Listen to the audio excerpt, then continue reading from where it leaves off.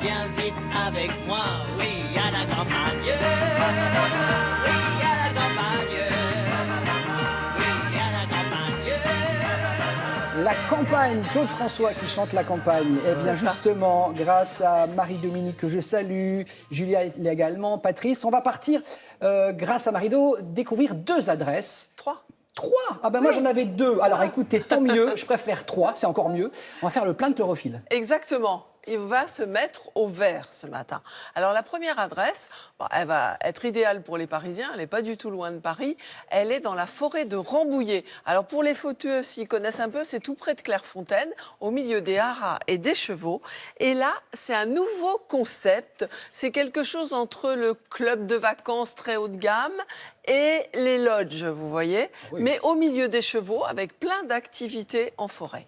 La deuxième adresse, on va s'éloigner un petit peu, on va partir dans le Périgord vert. Périgord vert, ça s'imposait. On va aller à Bourdeil. Bourdeil dominé par sa forteresse, puis son château Renaissance. Et en contrebas, dans une rue, il y a une petite maison qui s'appelle l'Armoisie. Et là, elle est toute couleur chlorophylle. Voilà, c'est complètement ça. Puis on va revenir pas très loin de Paris. On va aller dans l'Oise. On va aller dans la forêt de Compiègne, ou plutôt à l'orée de la forêt de Compiègne. On en profite pour visiter le fantastique palais de Compiègne. Planent encore tous les fantômes napoléoniens. Et puis, on va aller au baptistère d'Attichy. Alors là, c'est plutôt du côté du château de Pierrefonds. C'est dur à dire, bravo, vous l'avez bien dit. Et on va découvrir une maison bourgeoise et sa dépendance pleine de charme qui s'appelle le baptistère d'Attichy. Voilà, et la première maison s'appelait le Barn. Allez, on vous suit, Marie-Do. Dans la forêt de Rambouillet, un entrepreneur passionné de chevaux et un créateur de destinations hôtelières ont conjugué leurs talents pour imaginer un nouveau concept d'escapade au grand air. Alors dans un premier temps, ce domaine n'a été qu'un haras, le haras de la Sens. Donc il n'y avait que d'existants 2 bâtiments. Ces 2 bâtiments, c'était premièrement le moulin et deuxièmement une bergerie. Quelques chambres se sont logées sous les poutres du vieux moulin, tandis que la plupart ont investi les nouvelles barres inspirées des anciens hangars agricoles.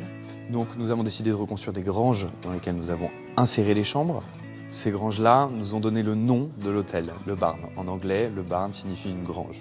Nous avions envie de créer un lieu de vie que l'on puisse partager avec des gens extérieurs. Les gens viennent ici entre amis ou en famille, partager des moments au milieu des chevaux.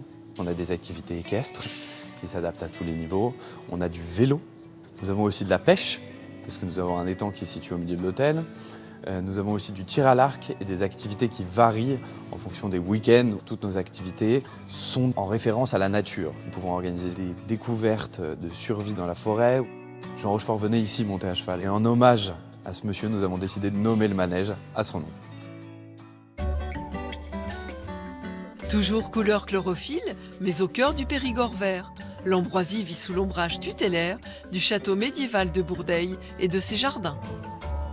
Alors cette maison date de 1748 et c'était une grosse maison bourgeoise. On l'a visitée une seule fois et c'était le coup de cœur immédiat. Mon mari me dit « T'es sûre de toi ?» Je dis « Oui, je suis sûre de moi ». Et depuis, voilà, on a fait des transformations parce que c'était pas du tout comme ça. Et j'ai voulu y mettre ma patte. Alors j'aime bien les petites mises en scène. Style cabinet de curiosité, ça me plaît bien, les globes, la verrerie, les carafes, les effets de lumière et les fleurs.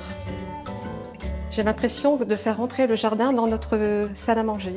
Je trouve que dans une vie, c'est bien d'avoir plusieurs vies. Et ma prochaine vie, j'aimerais un salon de thé brocante, parce que j'ai toujours aimé la Chine, la décoration, les mises en scène. Voilà, ce serait bien de faire ça plus tard. À l'orée de la forêt de Compiègne, cette fois, un drôle de nom pour une magnifique demeure, le baptistère d'Attichy. Nous avons trouvé dans la maison un baptistère en pierre, une grande cuve dans laquelle on immergeait les enfants. Je pense qu'avant, elle appartenait à l'église d'Attichy et elle s'est retrouvée sur ce terrain, je ne sais pas pourquoi. Les hôtes, nous les recevons à la maison pour le petit déjeuner, mais le reste du temps, en fait, ils ont une maison. La maison des hôtes, la dépendance où se trouvent les 3 chambres.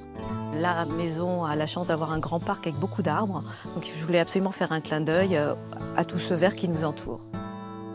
Pour la première chambre, l'essentiel, c'était d'être au cœur des forêts. Les tomates étaient un élément naturel, elles étaient belles, anciennes, et ça allait bien avec le cadre vert, nature. Chaque élément de pièce a guidé la décoration. Et à l'étage, c'est quelque chose qui a été complètement créé, donc c'était l'envie et le volume de la pièce uniquement. C'était une évidence de lui donner du rythme, il fallait absolument le structurer en le cloisonnant. La dernière chambre, ça devait être une ancienne chapelle. On retrouve un peu l'esprit du baptistère. L'idée était de la laisser la plus pure possible, la pierre étant très présente. Au choix, grande terrasse au soleil ou nid de feuilles plus intimiste. Oh là là, c'est d'un charme, Marido. Les trois, hein, Ah on ouais. est enveloppés dans un nid de feuilles. Moi, j'adore. Si vous voulez un petit peu respirer. Oui, ça fait du bien. Respirons à Ouais. grands poumons. Merci beaucoup.